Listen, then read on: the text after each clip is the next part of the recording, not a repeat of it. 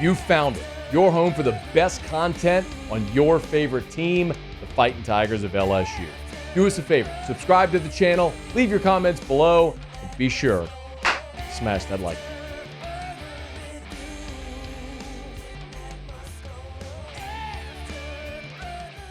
Look back at Bill Connelly's SP+.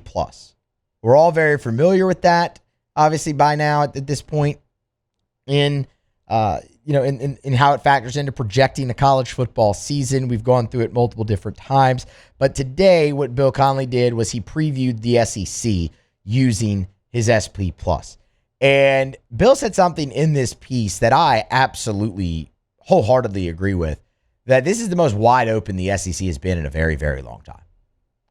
I mean, there is a handful of teams that can win this. I think that's for a couple different reasons. Obviously, Nick Saban not being in the league anymore is part of that. Kirby Smart and Georgia, while they made a playoff run a year ago and won the league, I think many would tell you that was nowhere close to Kirby's best team, and they lost the majority of that production from that team. Texas is breaking in a new quarterback, albeit they are stacked on that team. LSU has a 4,000-yard passer return and is expected to make a big leap in defense. There's a lot of people think Texas A&M can surprise folks this season. There's a lot to look at this conference and go, yeah, that could help them win it. That could help them win it. That could help them win it. The more I looked into these SP Plus rankings and projections for the Southeastern Conference in this piece that Connelly put out today, the more I looked and noticed, man, it's hard to not just look at LSU and go, they're going to be there. They're going to be in Atlanta. So let's explain kind of what I meant and the few certain things that stood out the most that led me to that. First and foremost is returning production. And I will give this with a grain of salt and a caveat, because we talked about this with Clemson on Thursday. Clemson has the most returning production in college football. It's like 80%. And when you look back, just one of the last 4 national champions has been in the top 10 in returning production. So returning production isn't the be-all, end-all. But we're not talking about a national championship right here. We're talking about the SEC championship. And for what it's worth, LSU returns 65% of its production. That's not top 10. It's top 25. But even that national championship, angle, LSU is excluded from that. But I used it just because, as we said, returning production, not always the be-all, end-all, right? But LSU, 65% returning production. In this piece, Bill Connelly listed 6 teams that are SEC championship, and by that measure, college football playoff contenders. Alabama, Georgia, Texas, LSU, Ole Miss, Tennessee. Of those 6 teams, LSU has the most returning production of those 6. LSU's returning production is the most balanced of those 6. 65% on offense, 64% on defense. You look at Alabama, they're pretty much right there with LSU in returning production, but the majority of it is on defense. Alabama returns 70% of their production on defense. Well, over 50% on offense.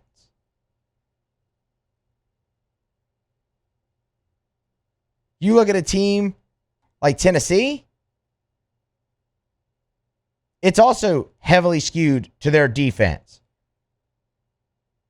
Texas, also heavily skewed to their defense. Ole Miss and Georgia, they didn't bring anybody back. The other thing I like, especially with the SP Plus, is it also factors in the transfer portal. LSU is top 5 in the SEC in incoming starts. Starts you're adding to your team in 2025. 134. It's also, out of those 6 teams, the second most. Ole Miss is bringing in 159 starts because they have nobody left. But again, with LSU there, the balance. LSU has 116 starts returning, and they're bringing in 134. 45 of those, by the way, are on the offensive line.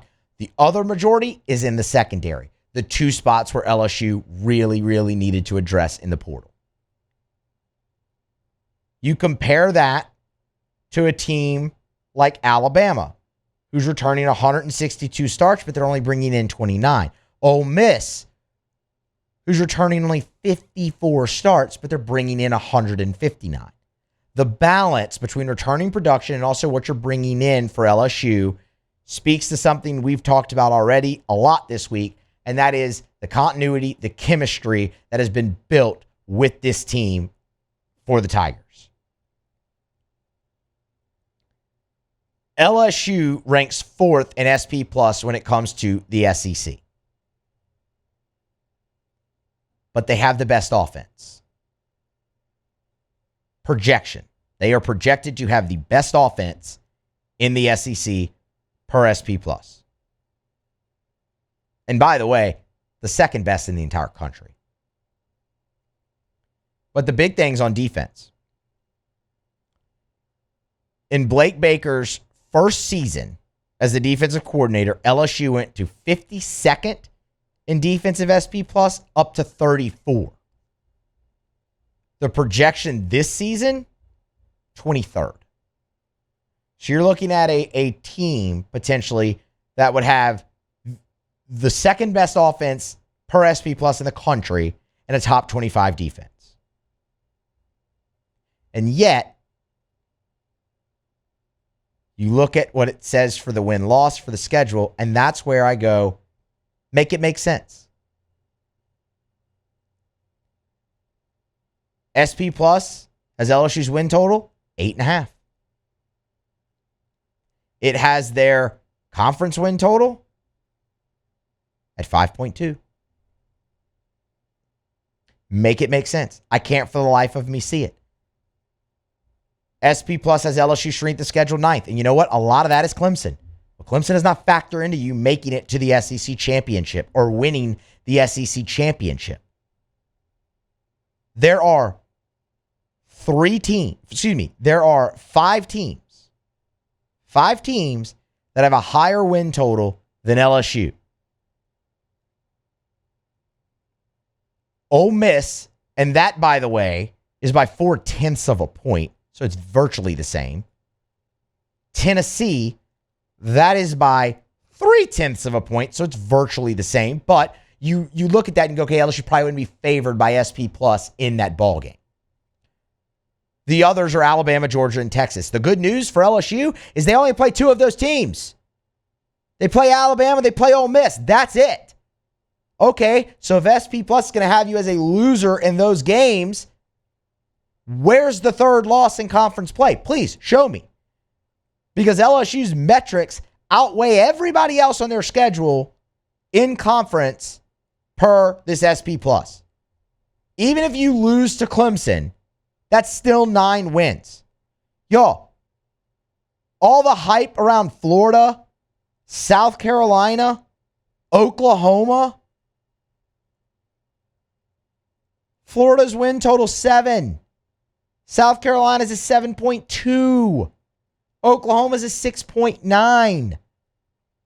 Florida hasn't won in Baton Rouge since 2016. They haven't beaten LSU in back-to-back seasons since 2008, 2009. I'm supposed to believe LSU's going to lose that game at home. South Carolina's only beaten LSU twice in their entire series history with them.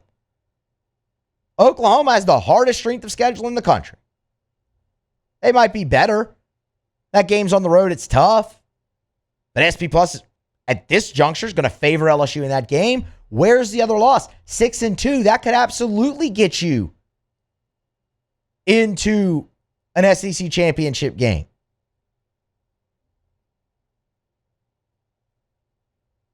You look at all of that and I go, yeah, LSU on paper might actually have the clearest path to it.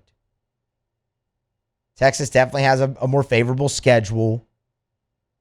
But LSU's schedule, as much as people want to continue to look at it and go how tough it is, the ranking comes from that Clemson game. Everything else about it sets up extremely well for LSU. You don't play back-to-back road games.